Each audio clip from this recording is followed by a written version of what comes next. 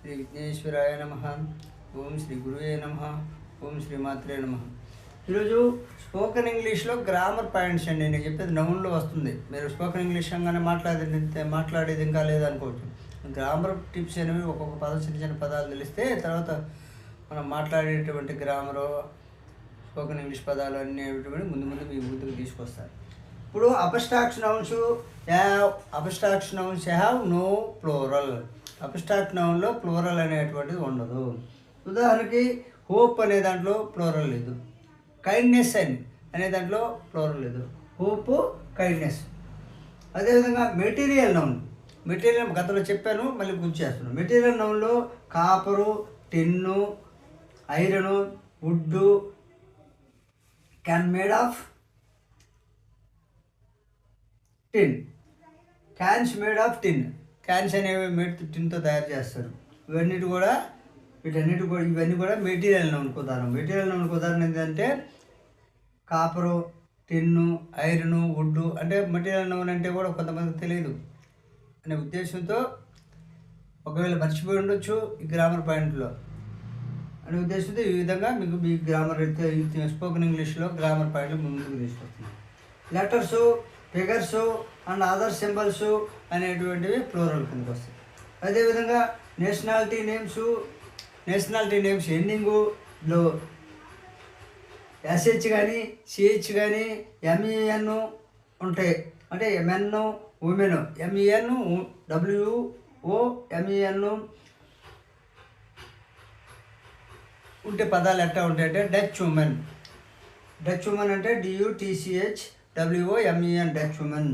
Spanish women SPONISHMEN Spanish women. British women BRITISHWOMEN Dutch British women. ఈ విధంగా some numbers and units of మెజర్మెంట్లో ఏ విధంగా ఉండొచ్చు. ఇప్పుడు మనం వస్తువులను ఏ విధంగా ఉండవు. డజన్ అంటే 12. అదేవిధంగా 100,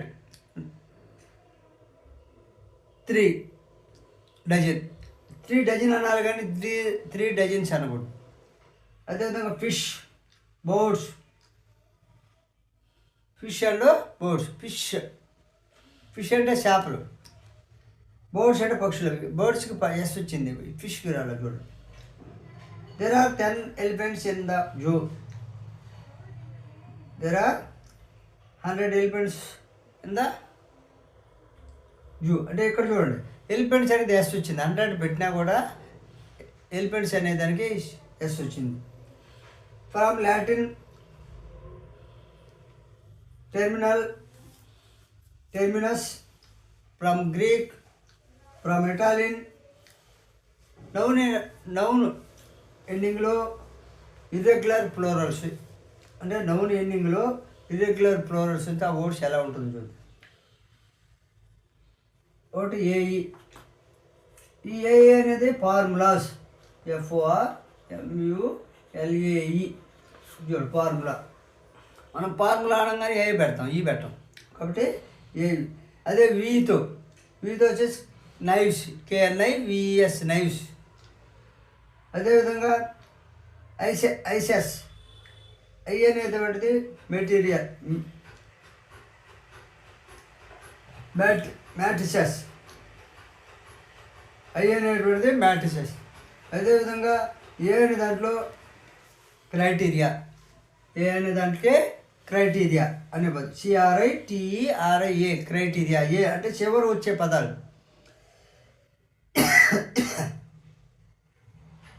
అదేవిధంగా ఐ అనే దానికి న్యూక్లీ NUCLEI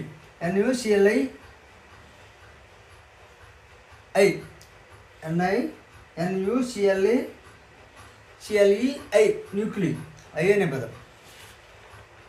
అదేవిధంగా నౌన్ కేసులు చూద్దాం.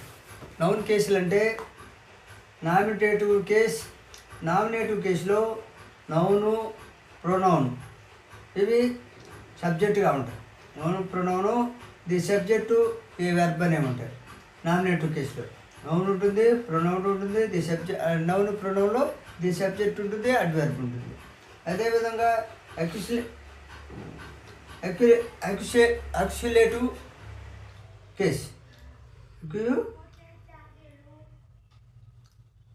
అక్యుషలైన్ కేస్, అబ్జెక్టివ్ కేస్ కానీ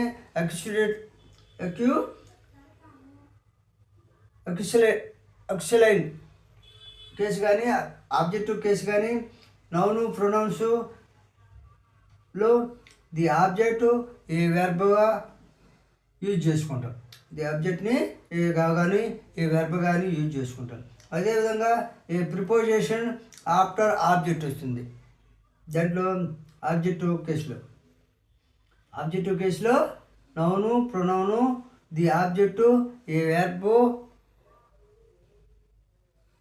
యూజ్ చేసుకుంటే, అదేవిధంగా ప్రిపరేషన్లో ఆఫ్టర్లో ఆబ్జెక్ట్ని యూజ్ చేసుకుంటాం.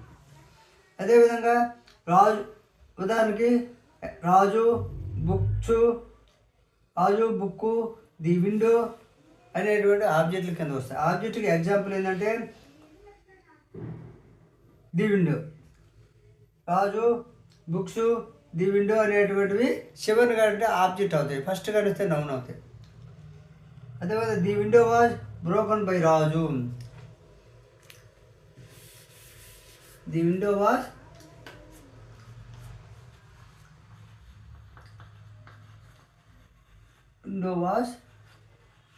broken, the window was broken by Raju.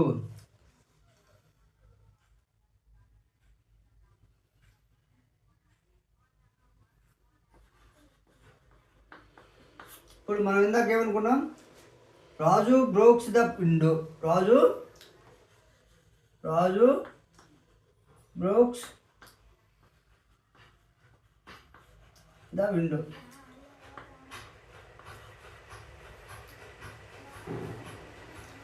Raju breaks the window అనే సెంటెన్స్ని మనం గ్రామర్ పాయింట్లోకి మార్చినప్పుడు, అంటే direct speech, passive voice, active voice అవి గ్రామర్ సపరేట్గా చెప్తానండి. ఈ వర్డ్స్ అంటే ఫండమెంటల్ కోసం. రాజు బ్రోక్స్ ద విండో అండి. అప్పుడు the window first, the window ఈ ఎస్ అనేటువంటిది బై సింపుల్ ప్రెజెంట్ టెన్స్లో ఉంది కాబట్టి పాస్ట్ టెన్స్లో. బట్ ది విండో ఈ బ్రోక్స్ వాజ్, ది విండో వాజ్ రెండో పదం, ది విండో తర్వాత వాజ్, ది విండో వాజ్ బ్రోక్స్ అనే పదము బ్రోక్స్ అనేది బ్రోకర్ ఇది మూడు దొరుకుతుంది. అంటే the window was, Raju breaks the window అనే ఒక సెంటెన్స్ని మార్చిన మనము గ్రామర్ పాయింట్లోకి మార్చినప్పుడు ది విండో వాజ్ బ్రోకన్, ఎవరు ద్వారా అనేటటువంటి గ్రామర్ పాయింట్లో బై ప్రిపోజిషన్స్ మనం వాడతాం. బ్రోకన్ బై రాజు, ఎవరు, the window was broken by Raju, ఎవరి ద్వారా, బై రాజు. చూడండి, ఒక సెంటెన్స్ని రాజు బ్రోక్స్ ద విండో అనే సెంటెన్స్ని గ్రామర్గా మార్చుకుంటే the window was, the simple present కాబట్టి పాస్ట్ టెన్స్లోకి మారుతుంది. ది విండో వాజ్ బ్రోక్స్ అనేది బ్రోకన్ మూడో రూపం మారుతుంది. బ్రోకన్ బై రాజు అనేటువంటి యాజిటీగా మనకు వస్తుంది. అదేవిధంగా the possession case, ownership, denote kind, does not denote possession, అదేవిధంగా గోపి ప్లేస్ అంటే గోపి ఆడతాడు, the plays return by Gopi, the plays అనేటువంటి ప్లే అనేటువంటిది రిటర్న్ బై గోపి. అదేవిధంగా ఏ మదర్స్ లవ్ అనేటువంటిది గ్రామర్ రూపంలో the love felt by a mother, a mother love అనేటువంటిది the love felt by a mother. Patel speech అనే వర్డ్ గ్రామర్ రూపంలో మారిస్తే the speech delivered by Patel. The speech delivered by Patel అంటే మనం సెంటెన్స్ని fulfil చేస్తుంది grammar లాగా. మనం direct speech, indirect speech, passive active voice కానీ తెలిస్తే ఈ వర్డ్స్ గురించి సెంటెన్స్ గురించి మీకు ఫండమెంటల్ కాబట్టి చెప్తుంది. పటేల్ స్పీచ్ అంటే ది స్పీచ్, ది అనేది స్పీచ్ అనేది మామూలు నౌన్కి వస్తుంది. The speech delivered by Patel. అదేవిధంగా dative, the dative case denote the person, the subject is the indirect అంటే డైరెక్ట్ స్పీచ్, ఇండైరెక్ట్ స్పీచ్ చెప్పే ముందు ఈ పదాలు అనేటువంటివి గుర్తుపెట్టుకుంటే ఆ గ్రామర్ పాయింట్ ఇవ్వకూడదు. Indirect object of the verb is going అంటే వెర్బ్ అనేటువంటిది ఎగ్జాంపుల్కి గివ్ అనేది గివింగ్ అంటే future tense, past tense, present టెన్స్లో ఏ విధంగా గ్రామర్ పాయింట్ మారుతాయో. గోపి గేవ్ ఏ బుక్ అనుకో, గోపి అప్పుడు ఏమవుతుంది, a book was given by Gopi అట డైరెక్ట్ స్పీచ్, డైరెక్ట్ పదాలు మారుతాయి. కాబట్టి నేను చెప్పేటువంటి ఈ పదాలు నోటెడ్ గుర్తుపెట్టుకోండి. నచ్చితే లైక్ చేయండి, షేర్ చేసి సబ్స్క్రైబ్ చేయండి.